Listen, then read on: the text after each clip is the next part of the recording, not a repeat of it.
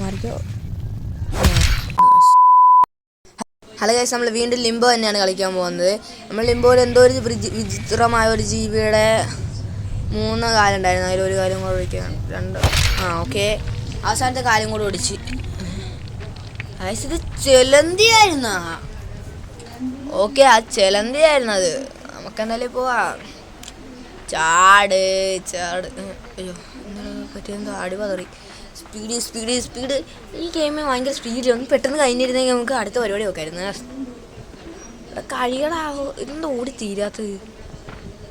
ഇവിടെ ശോകം പിടിച്ച കുറേ വലകളൊക്കെ ഉണ്ട്.